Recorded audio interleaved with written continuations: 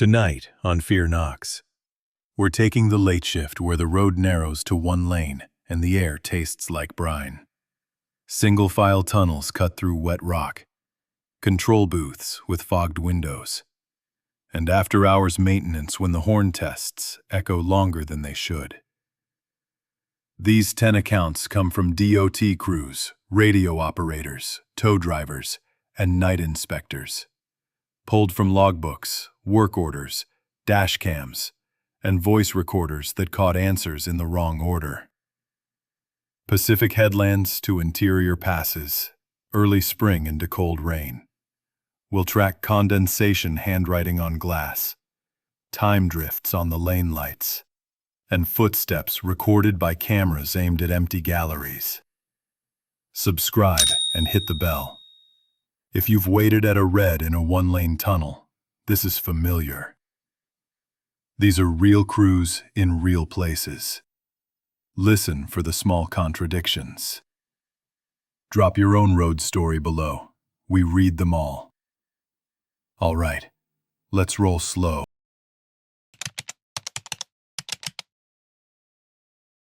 I've been a tunnel control operator for 18 years, monitoring the flow of traffic and the integrity of a critical mile-long bore beneath the old riverbed. My shifts are mostly routine, watching screens, logging events, coordinating with emergency services, and running scheduled systems checks. The control booth itself is a reinforced concrete box, 3 walls of monitors and panels, the fourth a thick, triple-paned observation window looking out onto the tunnel's north entrance plaza.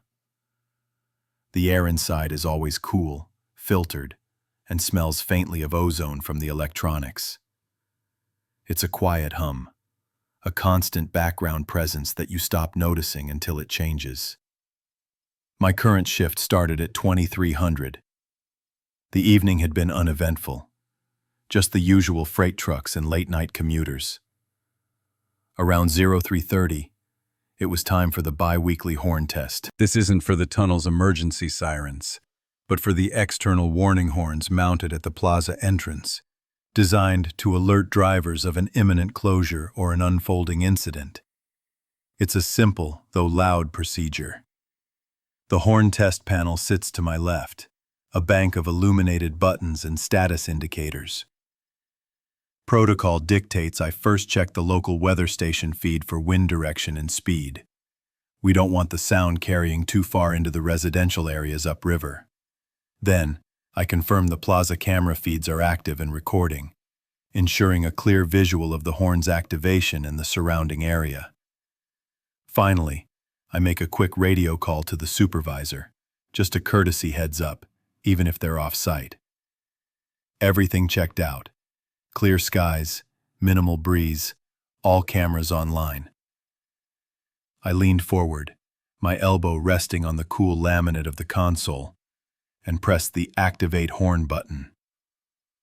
A momentary green light confirmed the signal. A second later, a deep, resonant blast echoed from the plaza outside. The sound, even muffled by the thick glass, vibrated through the booth's structure. It wasn't an unpleasant sound, just powerful, and it always made the coffee mug on my desk subtly shimmy. I remembered once, early in my career, how a new hire had jumped almost out of his skin the first time he heard it. We'd all had a good laugh about it later, over cold pizza. As the horn sustained its tone, something unusual happened on the observation window. The glass, usually crystal clear and temperature-controlled, began to fog. Not a uniform mist, but rapidly forming condensation, spreading inward from the edges of the pane. It was fast. Too fast for the booth's climate control to react, and instantly obscured the view of the plaza. I frowned, wondering if the HVAC system was finally acting up. We'd had some minor issues with the humidity sensors last month. Then, Through the thickening haze, I saw it. Or thought I saw it. Letters, forming in the condensation. They weren't appearing in order, or as a single block. They were drawing themselves backward from the outer edges of the window, merging into words as they met in the middle. The first word coalesced from the top left and right, the second from the bottom. It looked like a sentence, but the speed and the way it was forming backward was disorienting. My eyes, tired from the late hour, struggled to make sense of the inverted script. I blinked, attributing it to a trick of light, or perhaps just the chaotic way water vapor adheres to glass. My focus was still on the horn, waiting for its programmed cutoff. The horn's blast ended abruptly. The sudden silence in the booth was almost as jarring as the sound had been. The condensation, however, remained, and the impossible writing was still there, a pale, milky script against the dark outside. I reached for the small microfiber rag I kept by the console for cleaning screens. The glass was cool to the touch, almost cold, which was strange given the booth's constant temperature. I wiped a clear patch, then another, until the entire pane was clean. The rag came away dry, not even a hint of moisture. I ran my fingers over the now clear glass, feeling nothing but smooth, dry surface. No residue, no film. It was as if the condensation had never been there. I made a mental note to report the HVAC anomaly in the shift log, probably a faulty sensor. The rest of the shift passed without incident. I logged the horn test as successful, noting the temporary visual obstruction due to unexplained condensation event. At 0700, I handed over to the morning operator, exchanging the usual brief updates, and headed home. Later that day, after a few hours of sleep, I was back at the facility for a routine data review. My supervisor had flagged the horn test footage. "Just a quick check," he'd said. "That condensation you logged. Want to make sure it didn't obscure anything critical." I pulled up the time-stamped recording from the gallery camera, which captures a wide shot of the control booth, including the operator's console and the observation window. The footage began, showing me sitting at the console, pressing the button. The horn's sound, recorded by the booth's ambient microphone, started. And then, I watched it unfold again, but this time from the camera's unblinking perspective. The condensation spread across the window.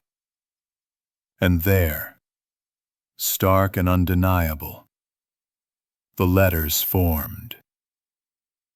They were clear, precise, and they did indeed write themselves backward from the edges. The sentence was short, just 3 words. "Do not proceed." My stomach tightened. I hadn't clearly seen those words in real time. My initial mistake, dismissing it as fatigue or a trick of light, felt like a betrayal of my own senses. I watched myself reach for the rag. The camera showed my hand wiping the glass, clearing the words. The window became perfectly transparent.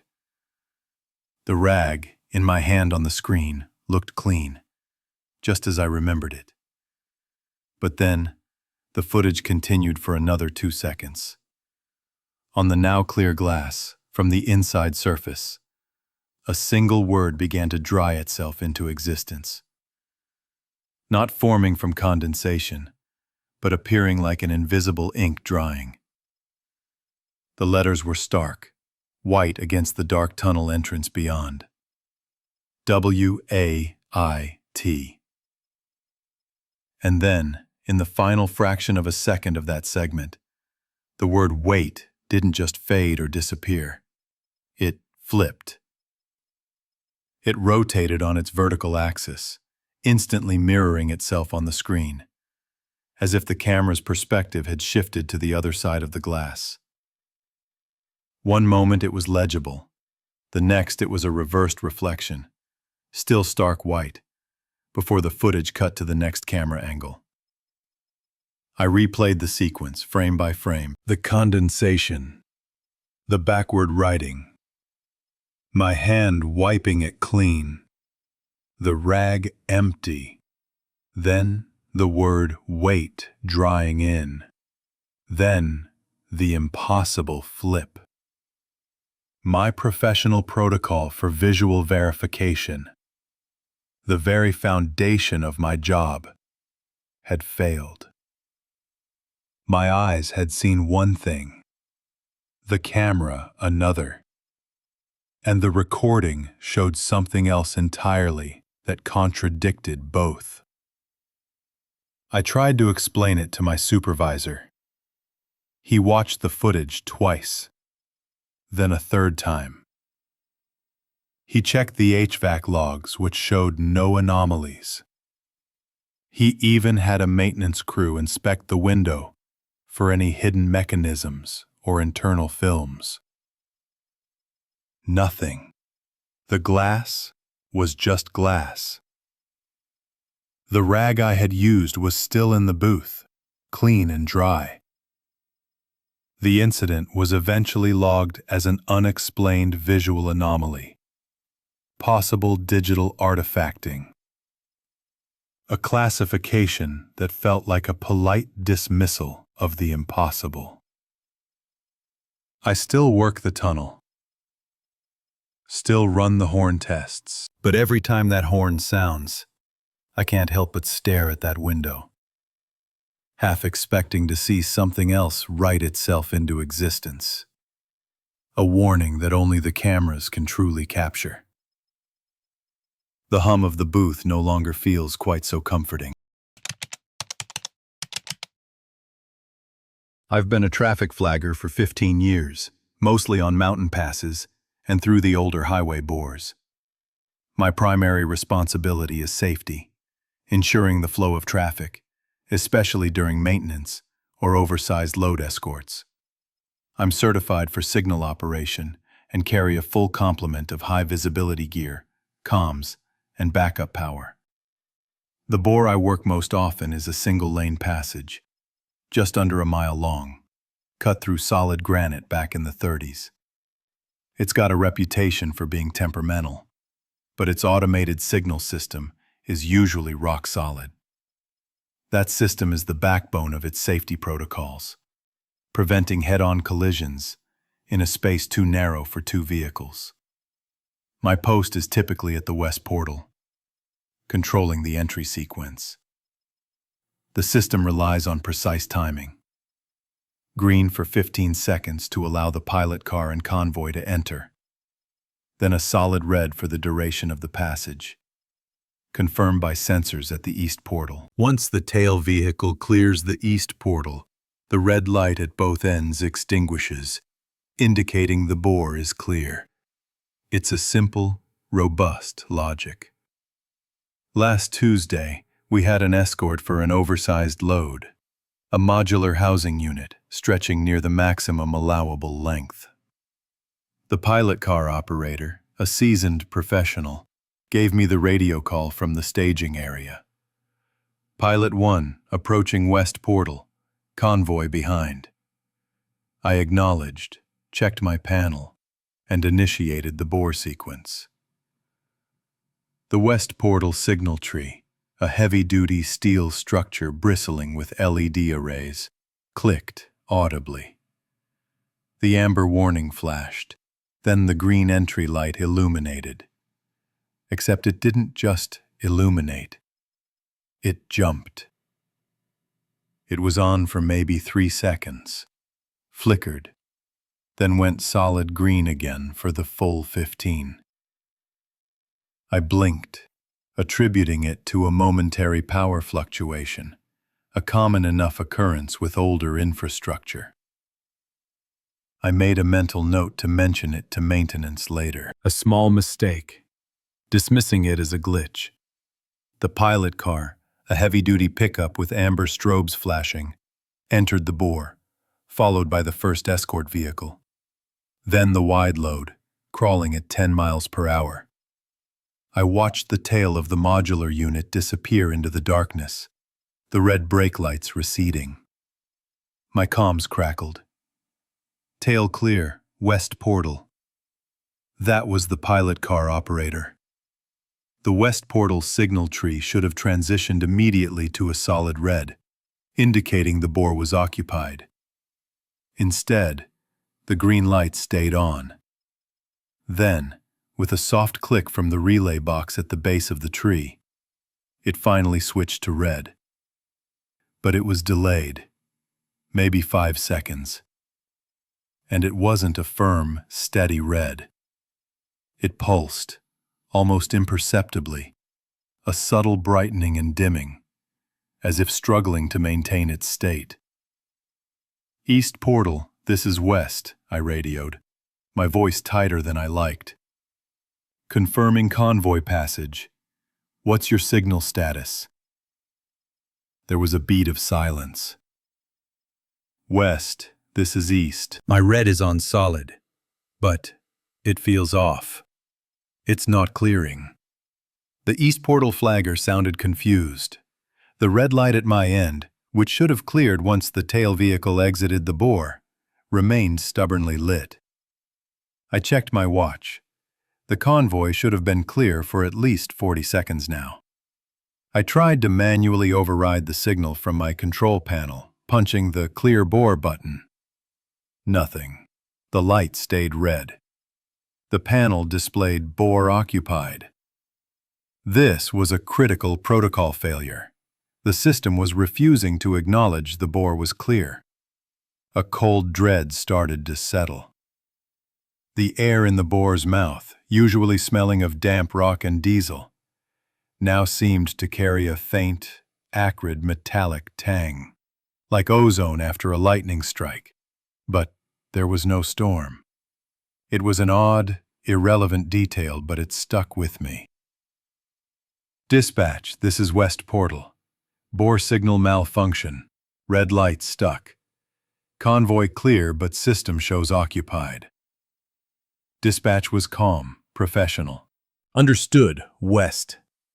We're patching you to maintenance. Do not allow any further entry until cleared." I stood by the signal tree, staring at the unyielding red light.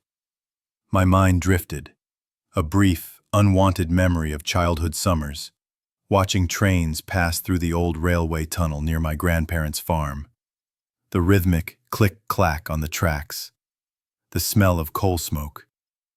Simple, predictable. Not this. The maintenance supervisor arrived within 20 minutes, pulling up in a utility truck. "What's the read, flagger?" I explained the early green, the delayed red, and the persistent bore-occupied status. "The manual override won't take." "All right," the supervisor said, pulling out a tablet. "Let's check the server logs. East portal's where the main controller lives for this section." We drove through the bore, the supervisor's truck moving slowly, its headlights cutting through the stale air.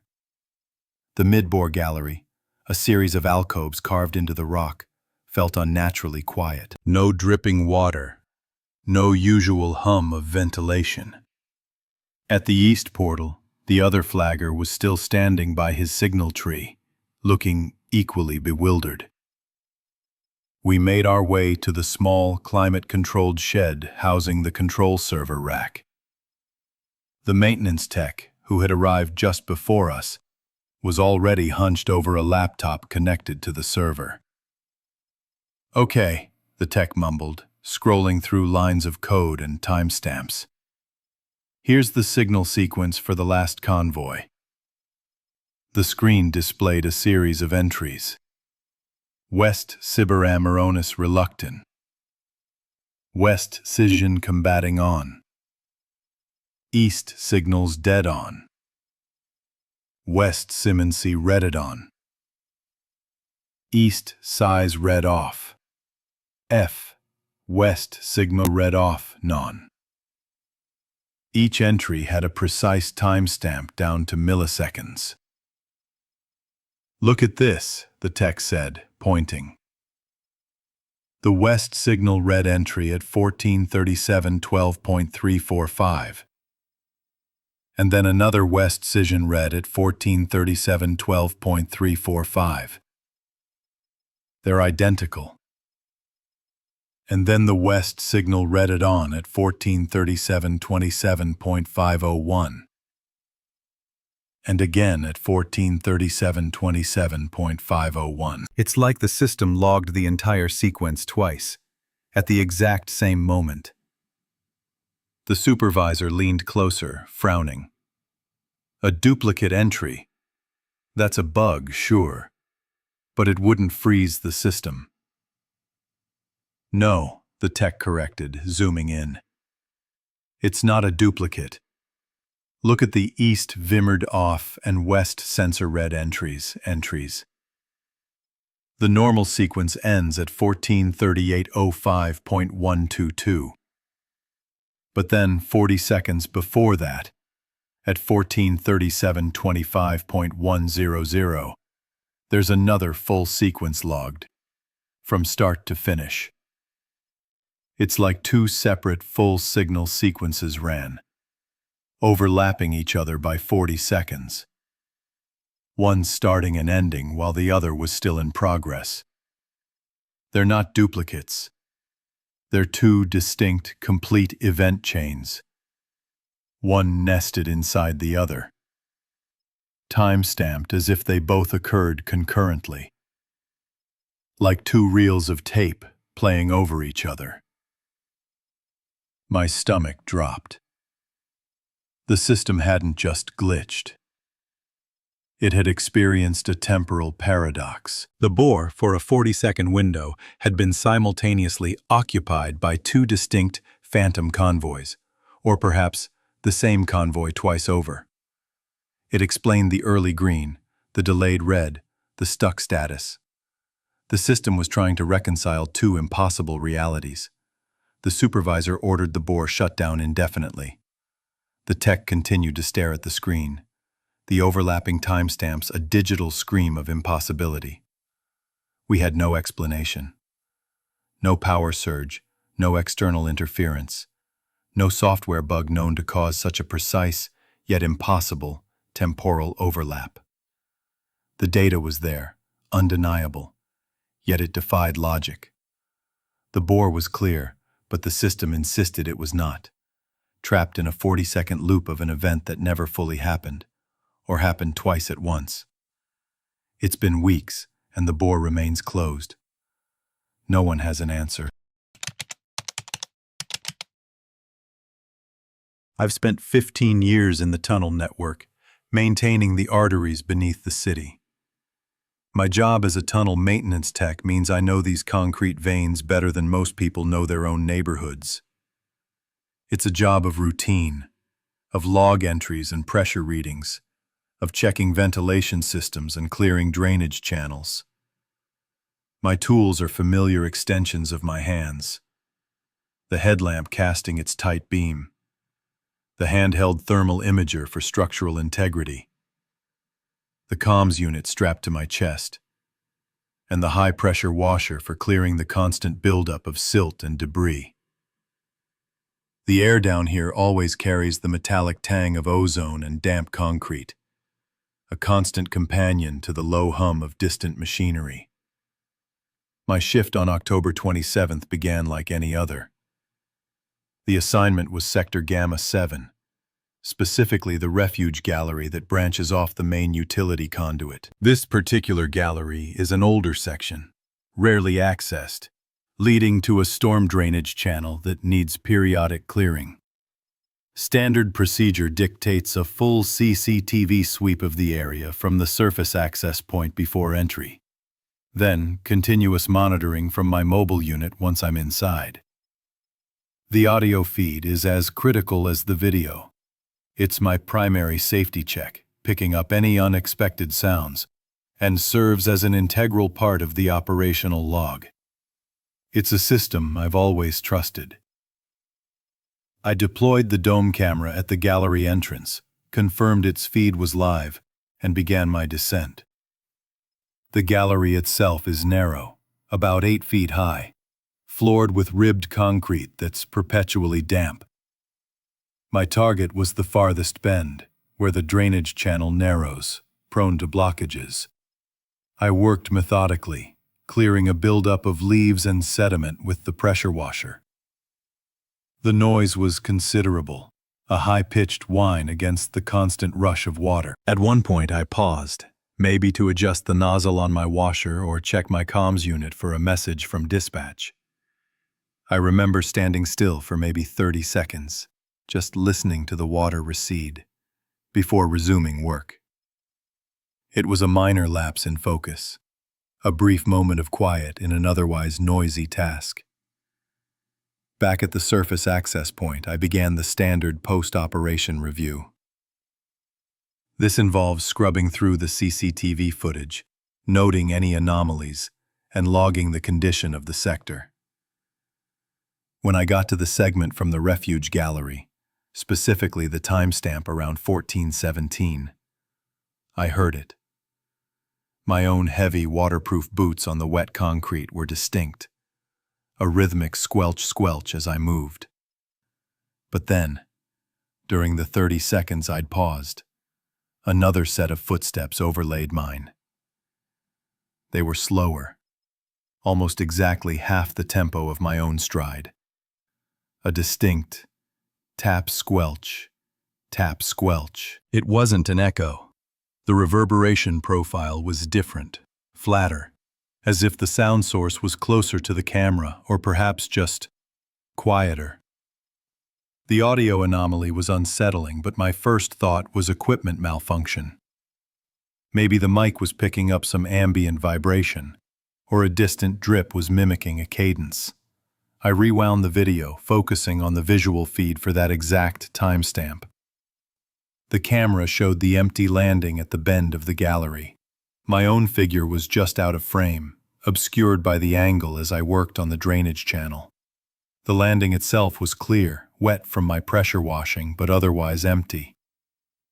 I played the audio again, watching the empty concrete. Tap-squelch, tap-squelch. Nothing. The discrepancy was immediate and jarring. I isolated the video frames. Frame by frame, I advanced through the 30-second segment. My eyes scanned the wet concrete for anything. And then I saw it. Faintly, at the edge of the landing, a single wet impression. It wasn't the boot print. It was wider, flatter, almost like a bare foot, but distorted by the drying process. What made it impossible was how it was drying. From the heel first, indicating it had been there for some time, exposed to the tunnel's dry air currents, before the entire area was saturated by my pressure washing. I rewound further. The print appeared in the frames before I had even started cleaning that section, before I had even stepped into the camera's view. I remembered the landing being clear when I descended, a detail I always check. I reported the incident to my supervisor, detailing the audio overlay and the impossible footprint. He listened patiently, then attributed it to sensor drift and moisture anomalies. Still, he authorized a re-entry, this time with a partner, for a full investigation of Sector Gamma 7. We packed our gear, including a high-resolution camera and forensic lighting. The protocol was to document every square foot of the gallery. Descending again felt different. The air was heavier, the hum of the ventilation fans more pronounced. We reached the bend. The area was exactly as I had left it. Clear, damp, but with no new prints, no lingering moisture patterns. We meticulously checked for hidden leaks or unusual drainage that could explain a drying footprint. Nothing. We tried to recreate the audio anomaly, walking at different tempos, whispering, dropping small tools. The camera picked up everything, but no duplicate, half-tempo steps. The protocol failed. We found no explanation. I remembered a time, years ago, exploring caves as a kid. The thrill of finding a hidden chamber. The silence broken only by the distant drip of unseen water. This silence now was different, heavy with the absence of an explanation. Back at the surface, we reviewed the new footage and audio. It was pristine, unremarkable. Then I overlaid the original anomalous audio track from my first solo entry onto the new silent footage of the empty landing. The ghostly tap, squelch, steps, perfectly aligned with the vacant concrete. I zoomed in again on the initial wet footprint from my original recording. The drying pattern was undeniable, originating from the heel, spreading forward. It appeared, then slowly faded, on a section of concrete that I had sworn was clean when I entered, and where I had stood still. My supervisor logged the incident as an equipment malfunction, audio sensor drift. The footage, with its impossible contradiction, was archived. I was reassigned to a different sector the following week. I still work in the tunnels, still descend into the quiet, damp darkness. But that refuge gallery, Sector Gamma 7, is now just a point on a map I avoid. I know what I heard. I know what I saw in those frames. Something moved through that space, at half tempo, leaving a print that dried from the heel, in a moment when I was standing still. And the cameras, for all their supposed impartiality, only recorded a paradox. I've been a tow truck operator for 15 years, most of that time running heavy-duty recovery in the mountain passes. My rig is a 20-ton rotator, fully equipped for anything from a flipped semi to a disabled sedan. I've seen it all, or so I thought. This particular stretch of highway includes a 4-mile-long bore, a twin-tube tunnel carved straight through the granite. It's a challenging environment, restricted space, poor visibility, and a constant, subtle grade that you only really notice when you're trying to move something heavy. I know every curve, every SOS niche, every emergency cross-passage. It's a place where standard operating procedures are gospel. The call came in just after midnight. Disabled sedan, engine trouble, main bore, westbound tube, just past the center crown. Standard stuff. I geared up, checked my lights, and headed out. Tunnel control had already shut down the westbound tube to a single lane and activated the flashing warning signs at the entrance. My job was to get in, hook up, and get out, minimizing disruption. Inside the tunnel, the air was heavy with the smell of stale exhaust and damp concrete. My high beams cut through the gloom, reflecting off the wet asphalt. The emergency strobes on my rig painted the walls in pulsing red and blue. I passed the SOS niche at mile marker 2.1, then 2.2. The center crown of the tunnel, the highest point, is at 2.3 miles. From there, the road slopes gently downward towards the west portal. The disabled sedan, a dark compact, was pulled over just past 2.4 miles, meaning it was definitely on the downhill grade. I pulled up behind the sedan, positioning my truck for a straight shot. The sedan's driver was already out, waiting calmly in the next SOS niche, as protocol dictates. I deployed my cones and flares, then started my walk-around. The sedan looked fine. No visible damage, just dead. I opened the driver's door, set the parking brake, and shifted the transmission into neutral. This is a critical step. Gravity is absolute, especially in a tunnel. Even a slight grade will cause a vehicle in neutral to roll. My procedure, ingrained after years, is to always chalk the wheels before releasing the parking brake, just to be safe. But tonight, I was tired. It was late, the tunnel seemed quiet, and the sedan was a lightweight. I figured it would just sit there. I released the parking brake. The sedan didn't sit there. Slowly, almost imperceptibly at first, it began to move. Not downhill, as physics dictated, but uphill, against the grade. My breath hitched. I watched, dumbfounded, as it rolled backward, towards the crown, covering about 2 feet before it stopped dead. My mind raced, trying to find a rational explanation. Was the grade steeper than I thought? No. I knew this tunnel like the back of my hand. The slope here was a consistent 0.5% downhill. Uphill movement was impossible without an external force. Before I could even process that, the sedan rocked. Not a gentle sway, but a violent lurch, as if hit by a sudden, powerful gust of wind. The whole chassis shuddered. I instinctively braced myself, but the air in the tunnel was still.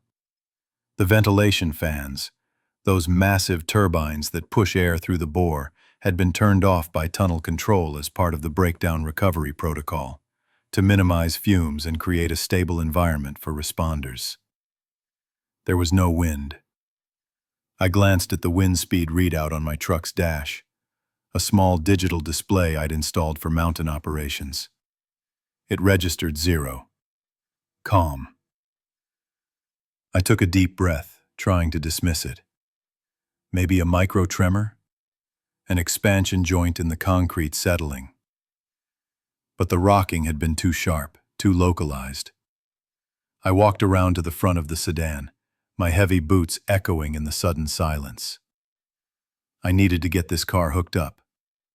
The driver in the SOS niche was staring now, his face pale in the emergency lighting. I tried to attach the J-hooks to the sedan's frame, but the vehicle felt resistant, like trying to pull a stubborn mule. I could swear I felt a faint vibration through the metal as I knelt down. My hands, usually steady, fumbled with the chains. This was not normal. Every fiber of my professional judgment screamed that something was wrong. My usual methodical approach, the step-by-step process of securing a vehicle, felt compromised. The protocol of relying on tunnel control's environmental data for wind and air movement, which should have confirmed calm, was now in direct contradiction with what I had just observed. I abandoned the standard careful hookup. I decided to just get it on the flatbed, fast. I went back to my truck, engaged the winch, and extended the cable. With the sedan still in neutral, I started to pull. It slid onto the flatbed with an unnerving ease, almost like it was helping. As the rear wheels cleared the ground, I heard a faint, metallic clack from underneath the sedan, like something shifting inside the chassis. I secured the chains, double-checking every connection. My movements hurried now. The driver from the SOS niche approached, his voice a low murmur. "What was that? Did you see that?" "Just getting it loaded," I said, my voice gruffer than intended. Standard procedure. I didn't want to explain the impossible. I finished securing the vehicle, then started my truck. As I drove out, past the West Drift Meter, a sensor that monitors air pressure and flow, I glanced at its display. Still showing calm. No wind. No pressure fluctuations. Nothing to explain the violent rocking. The entire incident felt like a glitch in reality, a momentary lapse in the laws of physics. Back at the yard, under the harsh fluorescent lights, I unloaded the sedan. It sat there, inert. Just another disabled car. I checked its undercarriage again, looking for anything that could explain the movement. A loose spring, a hydraulic leak, anything. Nothing. The tires were solid, the suspension intact. I reviewed the tunnel logs later, cross-referencing my timestamps with tunnel control's environmental data. Calm conditions reported throughout. Ventilation fans off. No seismic activity. I've had my share of strange calls. Once, I spent an entire afternoon pulling a kid's bicycle out of a culvert. The tire stuck fast in the mud. Sun beating down so hard I could feel the heat radiating off the asphalt. That was a simple, tangible problem. This was different. The memory of that sedan rolling uphill, then rocking violently in absolute stillness, has stuck with me. It defied everything I knew about the world, about my job, about gravity. I have no explanation, just the image of a car moving on its own, a silent, impossible event in the heart of the mountain. I've been a plant electrician for 15 years, mostly in heavy industrial settings along the coast. You learn to read the weather in this region, not just the forecasts, but the way the salt air feels, the specific pitch of the wind against the structural steel. My toolkit is standard issue for high voltage and control systems. Fluke multimeter, thermal imager, a portable oscilloscope, and a heavy-duty laptop for PLC diagnostics. This facility, in particular, has its own unique challenges, given the constant exposure to corrosive elements and the sheer scale of its electrical infrastructure. The storm hit hard that Tuesday. Not just rain, but a full-on gale, the kind that whips the ocean into a frenzy and pushes a dense, almost palpable salt fog inland. Visibility dropped to 50 feet by late afternoon. I was in the main control room, monitoring the SCADA system, when the first anomaly registered. It wasn't a trip, or an overcurrent, or even a brownout. The mains voltage feeds across the entire grid were clean, steady at 480 volts, 60 hertz. Yet the security monitor for the east portal flickered, then stabilized, showing the red signal lamps beginning a sequence I'd never seen. The east portal is a critical access point, equipped with a series of warning lamps to indicate operational status or hazards. Normally, they're either solid red, closed, solid green, open, or flashing amber, caution. What I saw on the screen was different. The lamps, usually static, began to pulse. Not randomly, but in a distinct, decreasing pattern. 10 flashes, then a pause, then 5 flashes, another pause, then 3. It looked like a countdown. My first thought was a programming glitch, maybe a transient surge corrupting a logic block. It happens sometimes in these conditions. I logged the event, noting the clean voltage readings, and decided to head out to the east portal for a direct inspection. My standard protocol for any signal fault begins with a physical check of the local panel, verifying power at the point of load, then checking the controller I/O. The walk to the east portal was a battle against the wind and the driving mist. The salt fog was thick, a metallic tang on my tongue, almost stinging the back of my throat. It felt heavier than regular fog, clinging to everything. The air was loud with the roar of the storm. But as I approached the portal, another detail struck me as profoundly wrong. The windsock, mounted on a mast near the entrance, hung limp, completely still. In this gale, with the wind threatening to rip the doors off their hinges, the fabric cylinder was utterly motionless, a deflated sleeve pointing vaguely east. It made no sense. I reached the local panel, pulling my hood tighter against the spray. The signal lamps continued their 10-5-3 sequence. I opened the panel, running my hand over the cold, damp metal. The internal indicator LEDs for the controller were all green. No fault codes. I checked the local voltage. Clean. Just like the SCADA system reported. I pulled out my phone to timestamp the log entry for the visual confirmation. That's when I noticed it. My phone clock, usually synchronized to the network, read 1837. I glanced at the small digital clock on the panel itself, which should have been synchronized to the plant's master clock. It read 1838, a full minute off. I checked my wristwatch, an old analog piece I usually trusted. It was also at 1838. I stared at my phone. I'd just checked it maybe 10 minutes prior, and it had been accurate. I remembered a power outage years ago, a simple grid failure, and how my old analog watch had stopped completely. This felt different, more insidious. I called dispatch, holding the phone close to my ear. "This is electrician, East Portal. Confirming signal lamp anomaly. Also, I'm seeing a 1-minute discrepancy on my mobile device clock versus local panel time. Can you confirm system time?" There was a noticeable delay on the line, a strange, almost imperceptible echo. "Dispatch here. System time is 18:38:22. All clocks are synchronized to the master NTP server. Are you experiencing comms issues?"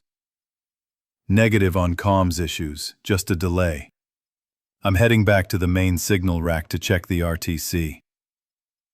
Heading back, the windsock still hung motionless. The contradiction was jarring. My standard troubleshooting protocol for signal faults had hit a wall. Power was good, logic seemed fine, but the output was wrong, and now time itself was fractured.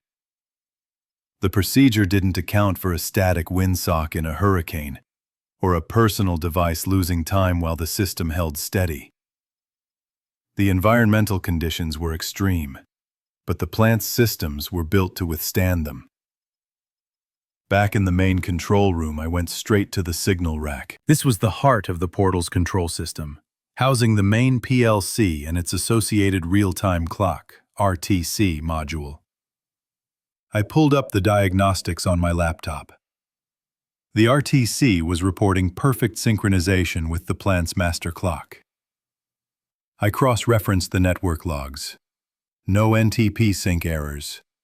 No packet loss. The mains voltage into the rack was also rock solid, confirmed by the oscilloscope reading a perfect sine wave. I looked at my phone again. It now showed 1845. The display on the signal rack's diagnostic screen showed 1846. A full minute. I checked the wall clock in the control room. 1846. My phone was consistently behind. I tried to force a network time sync on my phone, but it still settled back to a minute behind the plant's official time. The remote camera feed for the East Portal still showed the red lamp cycling. 10, 5, 3. The windsock on a separate monitor remained unnervingly still, a fabric ghost in the storm. I logged everything: the lamp sequence, the windsock, the time discrepancy, the clean voltage, the steady RTC. The storm raged outside, rattling the building. Inside, the instruments hummed, reporting perfect order, while my phone, a device designed for absolute temporal accuracy, lied by a minute. All my training, all my protocols, offered no explanation for a system that was simultaneously perfect and fundamentally broken.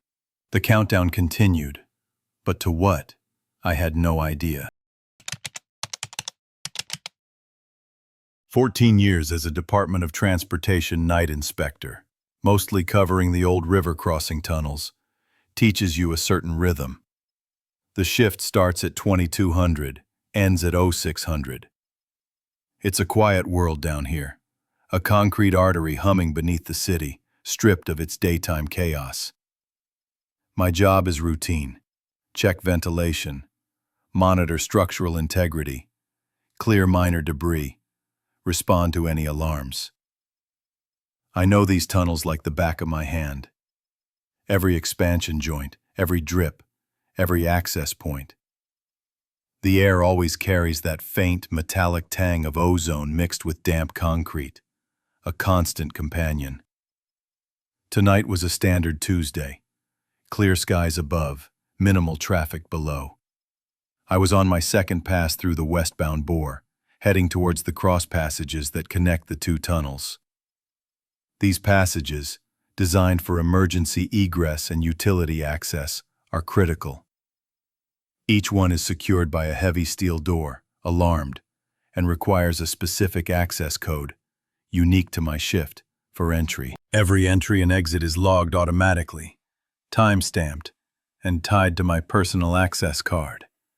It's a closed system. No one gets in or out without a digital footprint, and certainly not without a reason. That's the core protocol, the bedrock of tunnel security.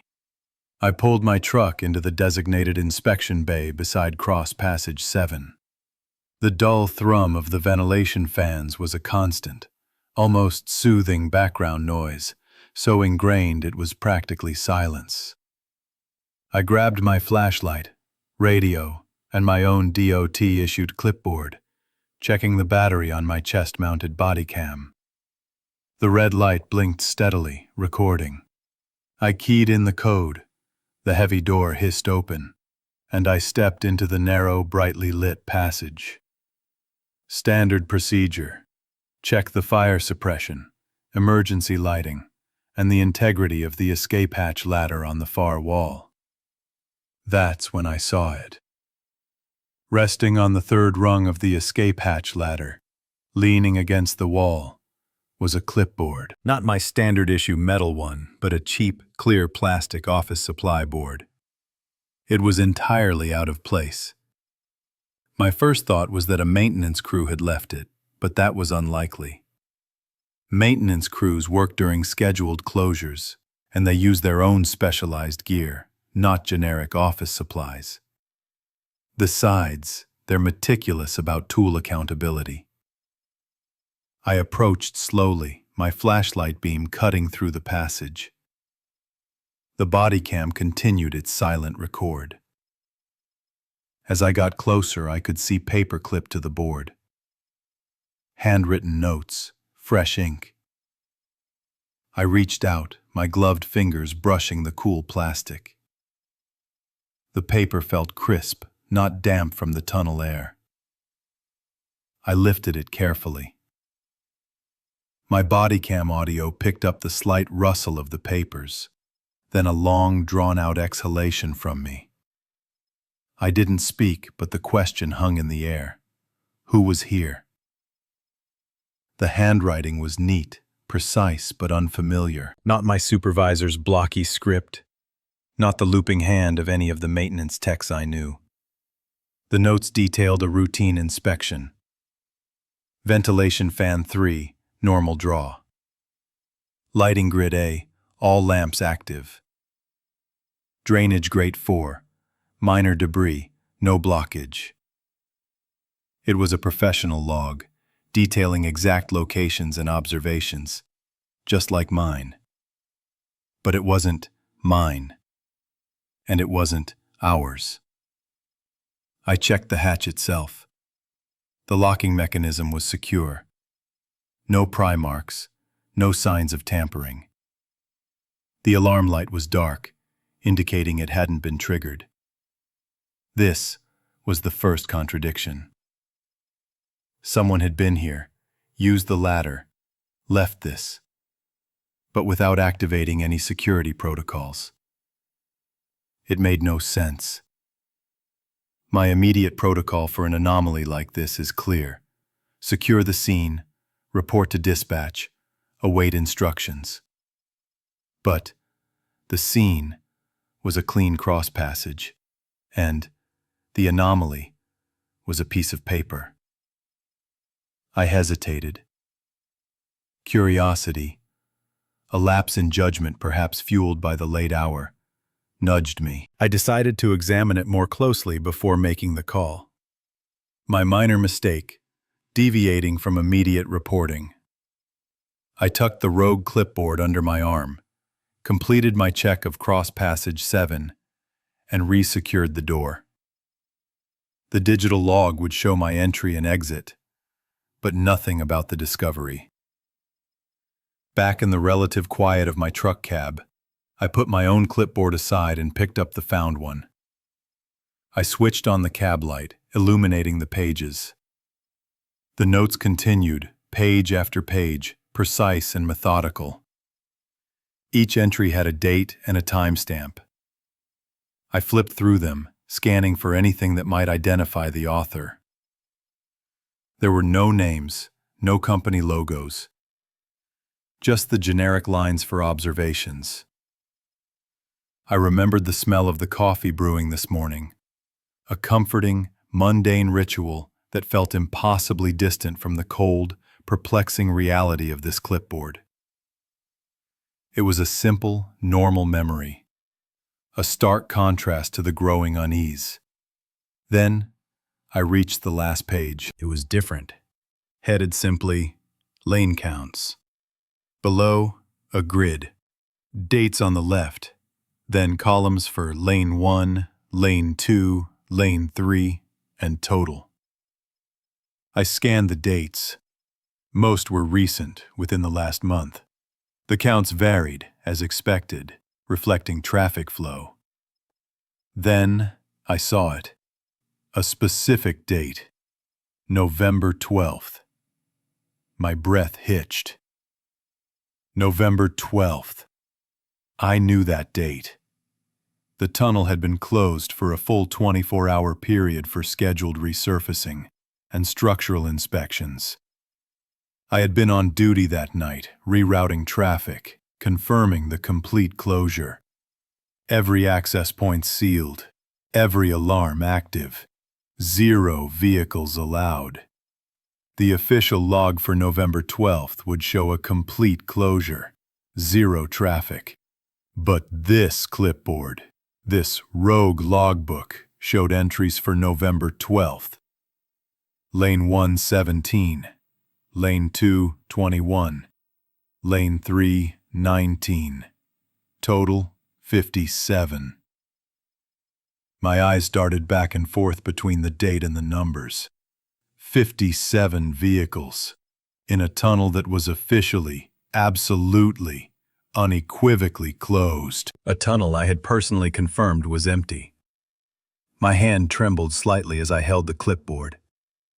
The protocol for reporting a security breach, for a found item, for an unexplained presence. All of it felt inadequate now. How do you report a log that contradicts reality? How do you explain lane counts for a night the tunnel was closed? I looked at the body cam, still silently recording on my chest. It had captured me finding the clipboard, my examination. It had captured the rustle of the paper, my breathing. It had captured my face as I stared at the impossible numbers. But it couldn't capture the dread that settled in my gut. The profound unease of a system, a reality, fundamentally broken. I knew I had to report it, but the thought of trying to explain this to dispatch, to my supervisor, was a cold weight. The evidence was right here, in my hands. A set of observations, meticulous and professional, that proved someone was working, logging traffic, in a place and at a time that simply could not exist. The tunnel was closed. I was there. But someone else was here too. I've been a tunnel security supervisor for a decade, monitoring miles of underground infrastructure, from transit lines to utility conduits.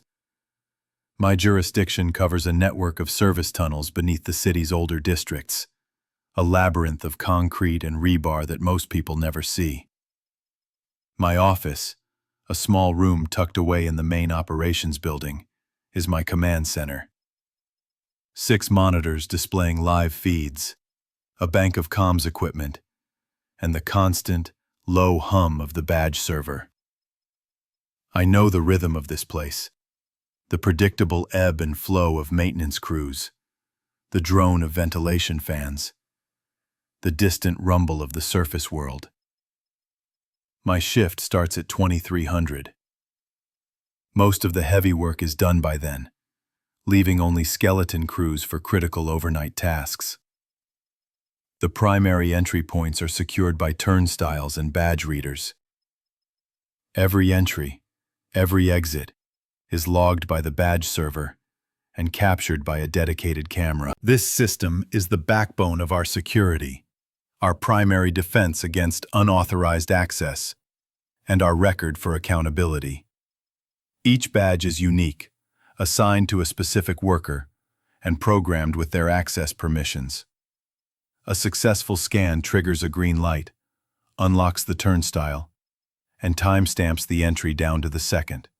It's simple, robust, and has been foolproof for as long as I've been here. The night of the incident started like any other. I was on my second coffee, eyes scanning the feeds, listening to the occasional crackle of a maintenance crew's radio. The air in the office was cool, faintly smelling of ozone from the electronics. Around 02 o'clock, I remember thinking about a fishing trip I took years ago. Sitting by a quiet lake as the sun came up, the air still and clear. It was a stark contrast to the enclosed, artificial world I now inhabited. The shift was quiet, almost too quiet, and I felt the familiar drag of fatigue starting to set in. I might have blinked a beat too long. At 02:14, an alert flashed on my main monitor. West Portal Entry, Badge ID, Redacted, 02:14:03. Standard Procedure. A few seconds later, another alert popped up.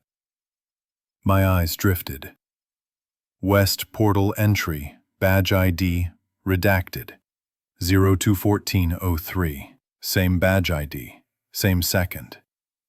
That wasn't right.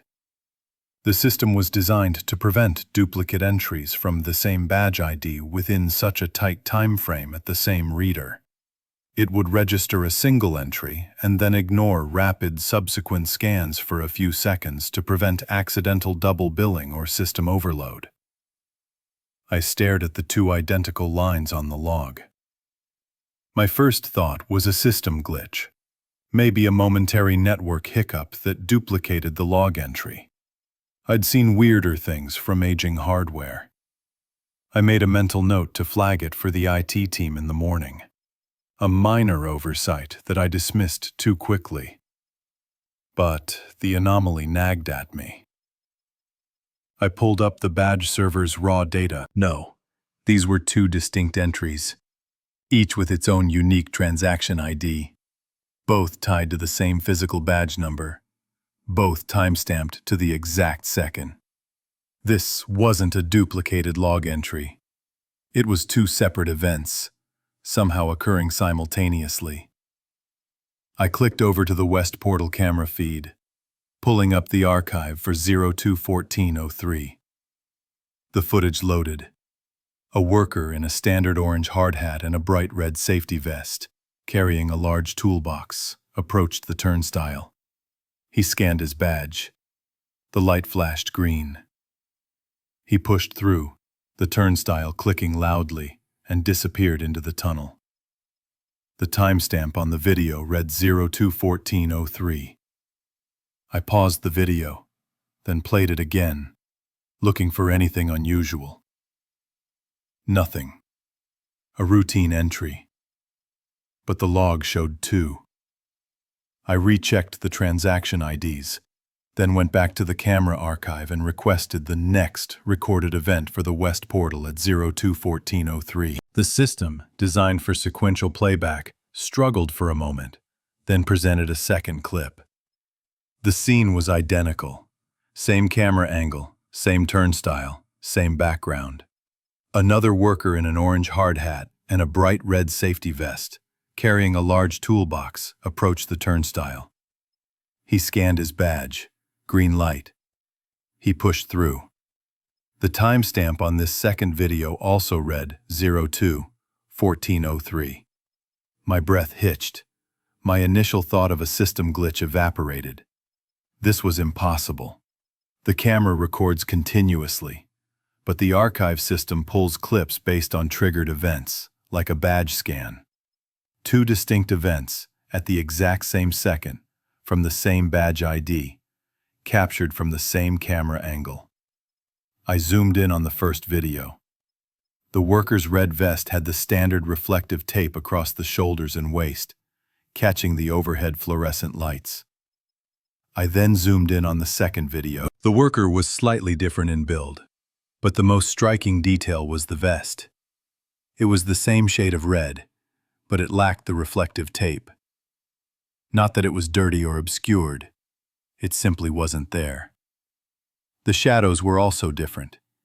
In the first clip, the worker's shadow fell directly behind him, cast by the overhead light. In the second, the shadow was angled slightly to his left, as if the light source had shifted, or he was standing in a different spot relative to it. But he was in the exact same spot, pushing through the same turnstile. I called the operations manager. "We have a critical system breach at the west portal. 2 entries, same badge, same second. Camera footage is contradictory." The manager, still half asleep, listened patiently. 2 entries? Maybe the worker forgot something and came back out, then went in again too fast? No, sir. The video shows 2 separate individuals, both entering at the exact same second. And the lighting conditions on the second clip are off, despite being the same camera, same time. 2 individuals with the same badge. That's impossible. Badges are unique, and the cameras are fixed. Send a patrol unit to the west portal. Have them sweep the immediate area. Check the maintenance logs for that ID. See if they can locate the worker. I dispatched Patrol Unit 1. Their protocol was to sweep the sector, check for any signs of forced entry or unusual activity, and attempt to make contact with anyone matching the description. I knew it was a futile exercise. The tunnel system is vast. If someone wanted to disappear, they could. The patrol reported nothing. No forced entry. No sign of the worker. No one matching the description. The maintenance logs for the badge ID showed the worker was scheduled for a different sector that night, nowhere near the west portal. Furthermore, the worker had clocked out hours earlier from their assigned shift. Their badge should not have been active at 0214. This meant the badge had been stolen or cloned. But that didn't explain the camera paradox. I spent the next hour replaying the footage, slowing it down, frame by frame. The first worker, vest with reflective tape, entered. Then, without any discernible time passing, the second worker, vest without reflective tape, entered. The timestamp on both clips remained 021403. It was like 2 parallel realities had briefly intersected. My professional protocol for investigating a breach involved correlating badge data with video evidence and physical patrols. Here, the video evidence contradicted itself, and the physical patrol found nothing to explain it. The system, which was supposed to be robust, had presented an impossible scenario. The next morning, the day shift supervisor reported a discrepancy from the west portal tool cage. A full set of heavy-duty hydraulic tools, valued at several $1,000s, was missing. The cage log showed no authorized checkout for those tools. The cage itself was secured, no signs of forced entry. The only possible explanation was that someone had entered the tunnel, bypassed the cage's internal security, and then somehow exited without triggering any alarms or leaving any trace. The missing tools confirmed a breach, a tangible loss. But the camera footage remained the true horror. 2 identical timestamps, 2 different shadows, 1 vest missing its reflective tape. The badge system had been compromised, but not in any way I understood. It wasn't just a stolen badge. It was a ghost in the machine, A momentary ripple in reality that allowed something to pass through. Twice, at the same second, leaving only a lingering sense of cold dread and an unsolvable paradox on my monitors. The stolen tools were a problem for insurance, but the image of that second worker, stepping into the tunnel from nowhere, that was a problem for my sanity. I've been a plant electrician for 15 years, working mostly the graveyard shift. You get used to the hum of transformers, the smell of ozone after a summer storm, and the predictable rhythm of industrial systems. My certifications cover everything from low-voltage controls to high-tension distribution, and I've seen just about every electrical fault imaginable.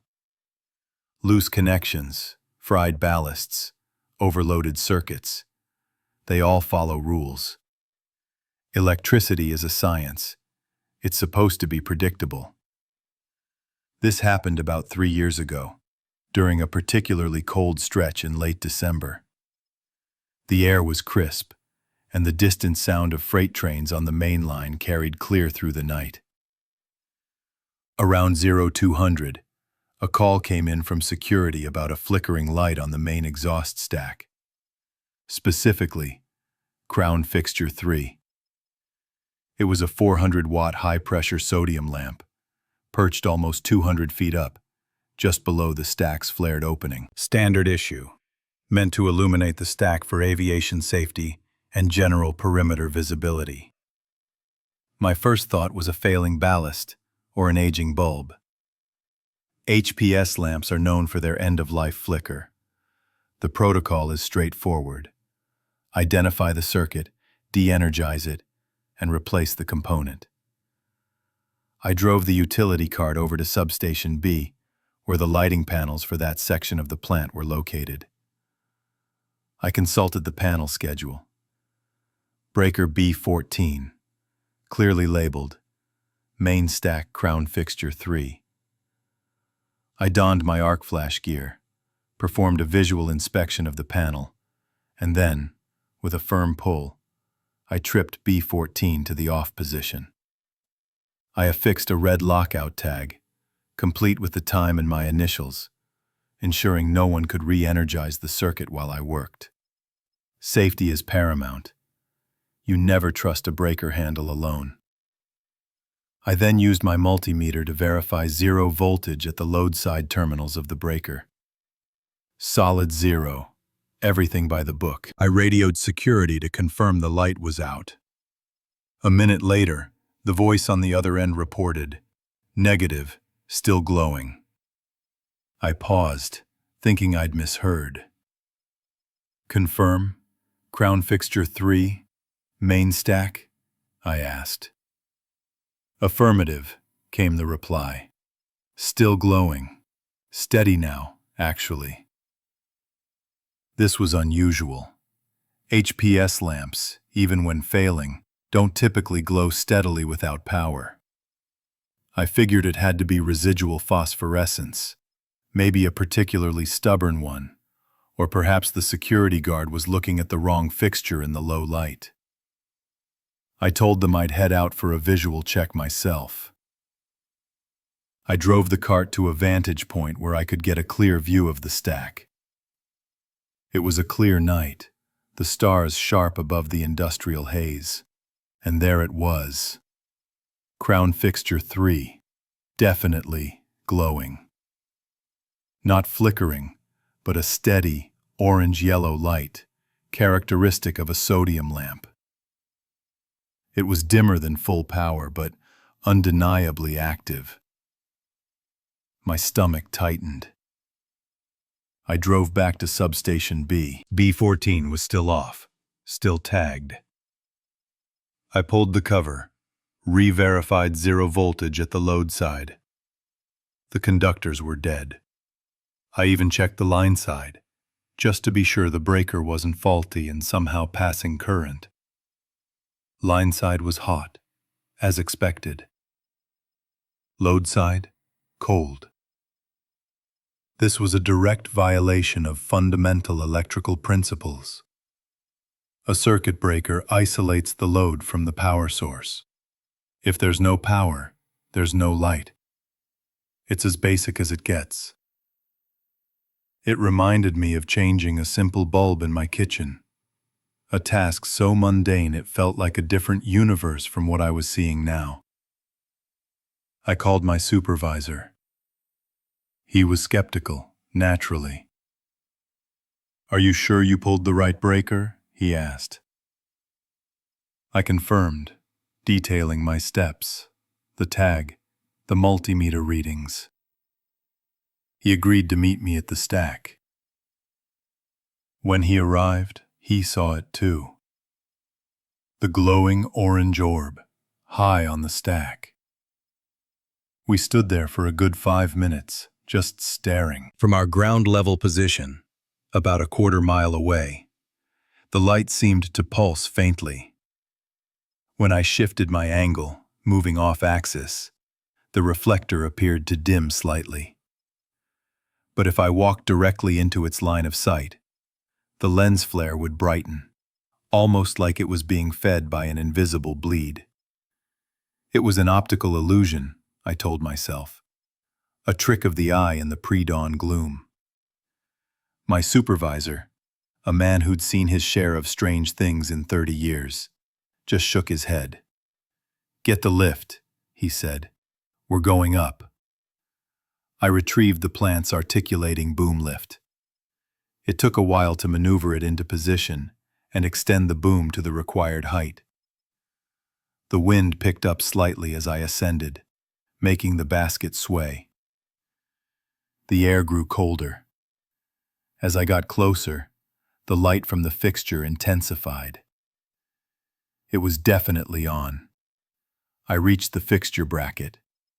The lamp was a standard HPS unit, enclosed in a robust housing. I could see the conduit run, disappearing into a junction box mounted on the stack structure. I opened the junction box. The wires from the fixture were connected to the main circuit conductors. I pulled the wire nuts, disconnecting the fixture entirely from the plant's wiring. The lamp kept glowing. It was still a steady orange-yellow light. No flicker, no dimming. It just was. I stared at the disconnected wires, then at the glowing bulb. My supervisor, watching from below, radioed up. "Still on?" he asked, his voice tight with disbelief. "Still on," I replied, my voice flat. "Thermal camera," he said. "Bring it up." I descended, retrieved the FLIR thermal imaging camera, and went back up. The wind was stronger now, buffeting the basket. I aimed the camera at the glowing lamp. The screen showed a uniform blue-green, indicating ambient temperature. There were no hot spots, no thermal signature consistent with an active high-pressure sodium lamp, which should be running at hundreds of degrees Fahrenheit. The bulb itself, the glass envelope that was emitting light, registered only 38 degrees Fahrenheit, barely above the outside air temperature. I reached out and touched the glass. It was cool, not cold, but definitely not hot. It was completely cold to the touch, yet it was radiating light. This wasn't residual energy. This wasn't a faulty ballast. This wasn't anything I'd ever encountered. It defied every principle of electrical engineering I knew. We documented everything. The breaker status, the multimeter readings, the disconnected wires, the thermal camera images, the time, the observations from multiple angles. We left the fixture disconnected, the breaker tagged out. The lamp continued to glow, a silent, impossible beacon against the dark winter sky. We had no explanation, no precedent. The light persisted, cold and unpowered, a silent contradiction to everything I understood about how the world worked. I've been a radio operator for 15 years, mostly on the graveyard shift, overseeing the infrastructure for a major municipal utility. My console is a familiar landscape of blinking lights, illuminated buttons, and the low hum of electronics. I know the sound of every relay click, every static burst, every shift in the airwaves across our network. My territory covers miles of underground conduits, service tunnels, and remote pumping stations. I'm responsible for monitoring communications, dispatching field units, and executing scheduled system tests. It's a job that requires precision and an absolute trust in the equipment. One of those scheduled tests is the weekly horn and PA check, every Tuesday at 0200 hours. It's a simple, two-step procedure. I key the hand mic, announce, "Attention all personnel. This is a scheduled PA and horn test." Then, I release the mic, press the horn activation button, and wait for confirmation from any units in range. The system is designed for redundancy. The console records all outgoing transmissions on a digital spool, time-stamped to the millisecond, and the repeater logs all traffic on the channel. It's a foolproof system for accountability and troubleshooting. This particular Tuesday, the air was still, a cold snap having settled over the region. The console clock read 0159. I took a sip of lukewarm coffee, the mug leaving a faint ring on the laminated surface of the console. At 0200, I pressed the mic's transmit button. The red TX light glowed steadily. "Attention all personnel. This is a scheduled PA and horn test." My voice, calm and even, echoed through the control booth speakers, a slight delay indicating the signal was making its rounds through the network. I released the button, placing the hand mic back into its cradle. The TX light extinguished. Then I pressed the horn activation button. A low guttural blast reverberated, a sound designed to cut through engine noise and concrete. As the horn's echo faded, before I could even reach for the mic to ask for confirmation, a voice came back through the console's speaker. "West Bore, Sector Gamma, test received." My hand froze, hovering over the mic. The TX light was off. The mic was in its cradle. I stared at it, then at the console. The speaker had just broadcast a reply, clear as day. It wasn't static. It wasn't a cross-channel bleed. It was a human voice, gravelly and slow, with a distinct cadence I hadn't heard in years. "West Bore, Sector Gamma." That code hadn't been in active use for at least a decade. It was from the old system, the analog days, before the digital upgrade streamlined all our location identifiers. Only the retirees, the old guard, would still use it. I picked up the mic, keyed it. "Station calling, identify yourself.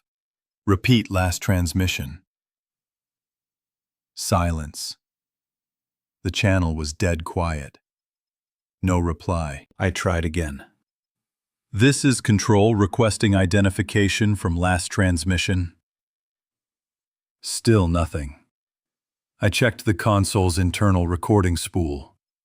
The display showed the timestamp for my PA announcement, then a gap of 3 seconds. Then the precise timestamp of the reply. 020017.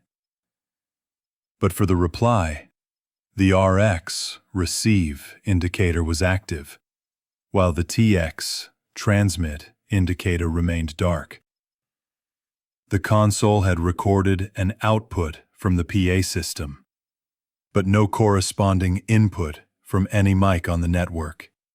It was as if the system itself had generated the response.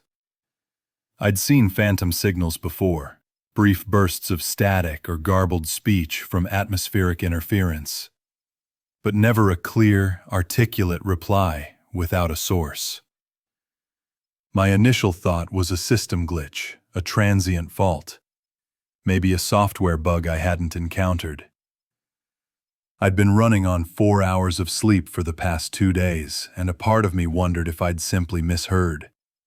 But the recording spool confirmed the output. The next step was the repeater rack. It's standard procedure for any anomalous signal. The repeater is the backbone of our communication, logging every single transmission that passes through it, regardless of origin. I walked down the short corridor to the repeater room, the air growing cooler, carrying the faint, metallic scent of ozone and old dust.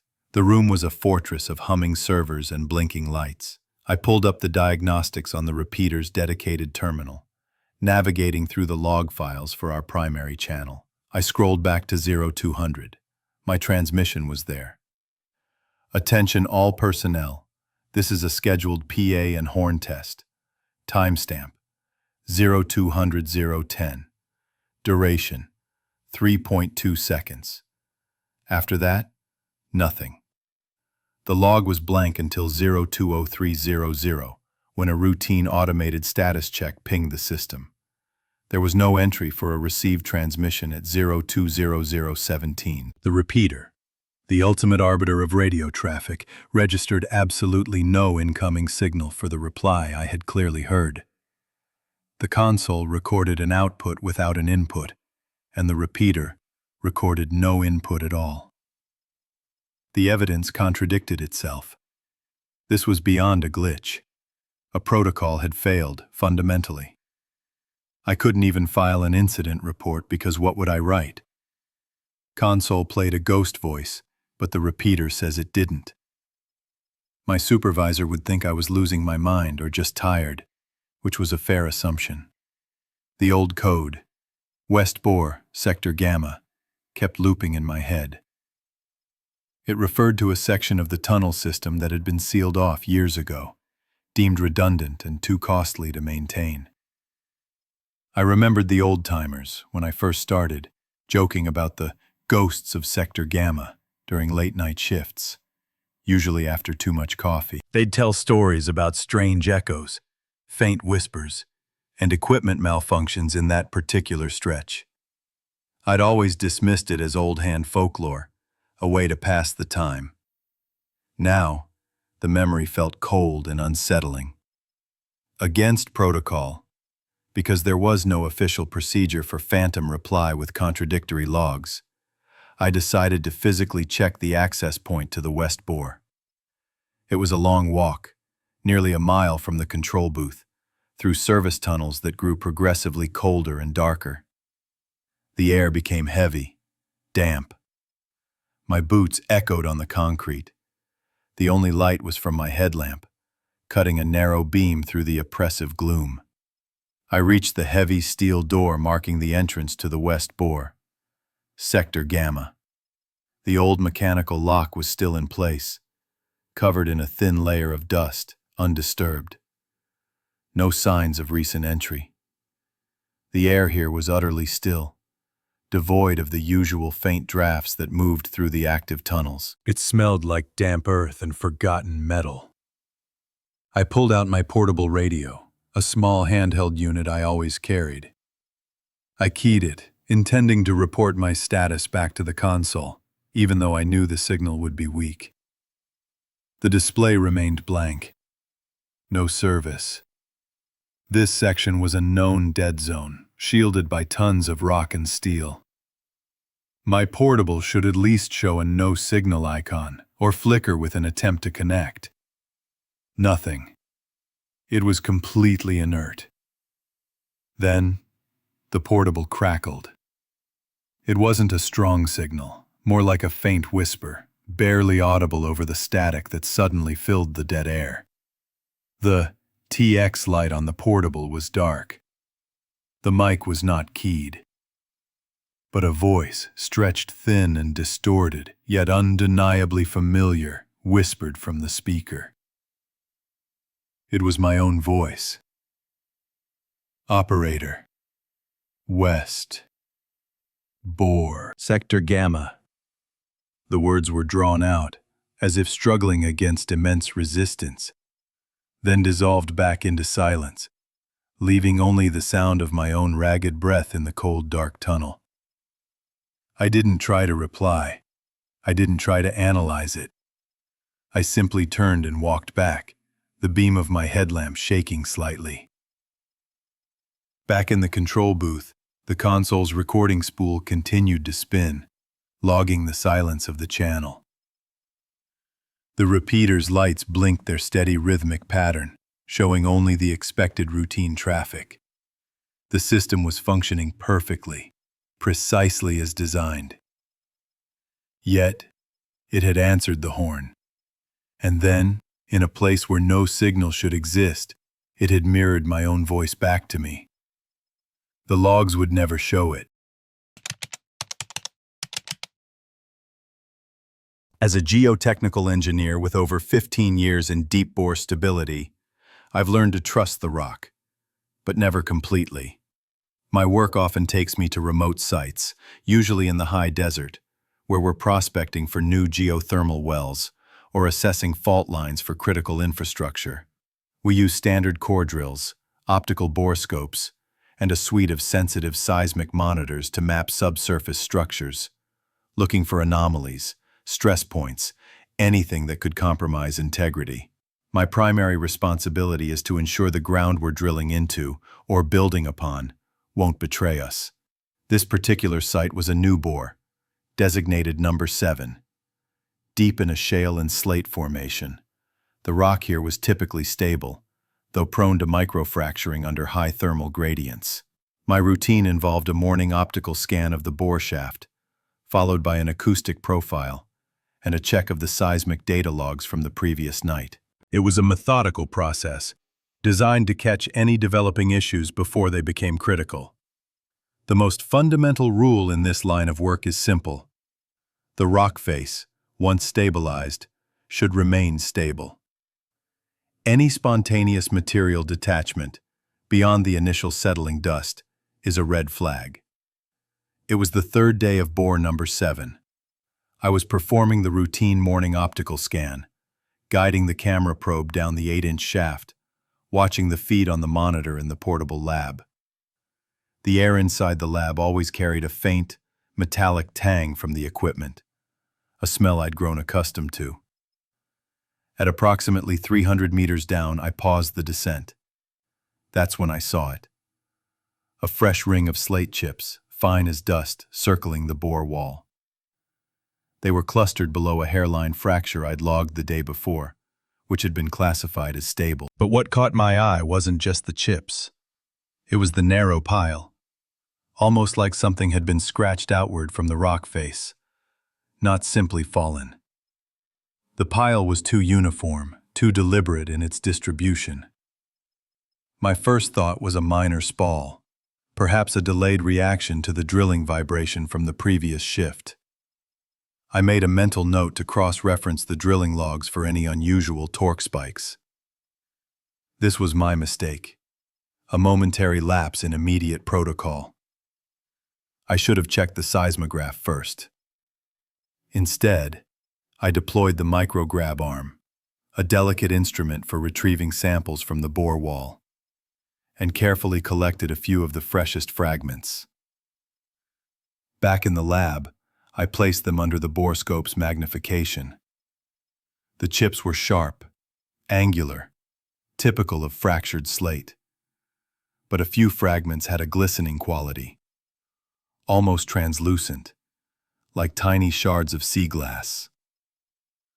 I ran a quick moisture test using a handheld hygrometer. The air in the bore was dry, less than 10% humidity, consistent with the arid desert environment. Yet, these fragments registered trace moisture, almost saline to the touch. Salt wet, I jotted in the log, noting the contradiction, the pen scratching against the paper. The rock was weeping, but there was